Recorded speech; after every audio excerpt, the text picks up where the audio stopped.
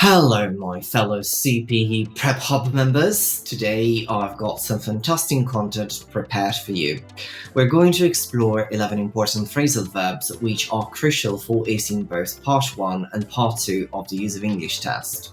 Part 1, which is a multiple choice task, as well as Part 2, where you have to fill in 8 gaps by using only one word.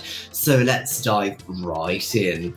Let's start with the first 5 phrasal verbs along with their definitions and examples. The first one is act on, which means to take action based on information or advice.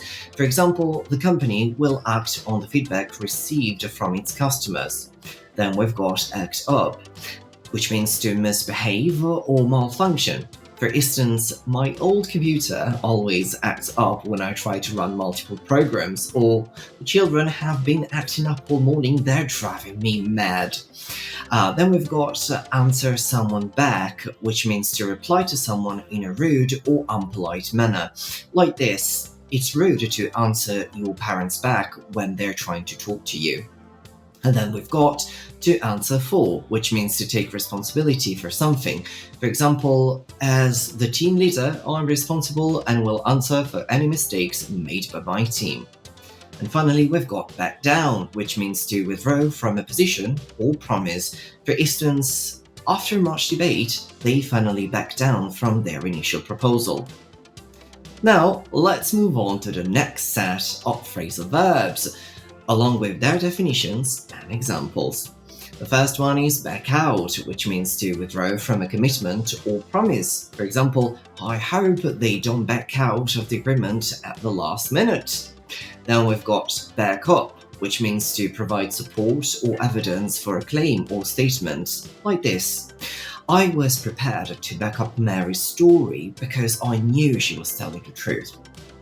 Then we've got bear on, which means to be relevant or related to a particular topic. For instance, the new evidence bears on the outcome of the investigation.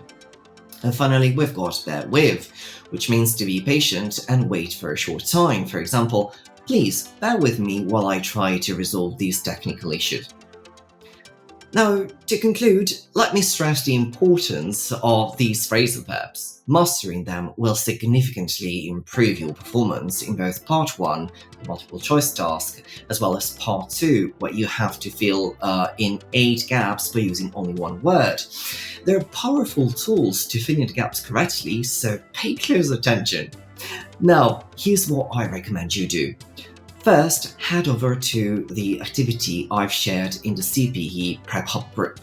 Engage with it and put your knowledge of these 11 phrasal verbs to the test. After that, get creative and come up with your own sentences using these phrasal verbs. Practice makes perfect, so don't hesitate to use them in different contexts. So, you've equipped yourself with 11 essential phrasal verbs that will prove invaluable for acing both Part 1 and Part 2 of the Use of English test. Remember, practice is the key to mastering them, so complete the activity I've shared and keep honing your skills. Thank you very much for joining me today, and I'm looking forward to seeing your sentences in the comment section below. Happy learning, and let's crash that Use of English test together. Thanks for watching, and bye for now.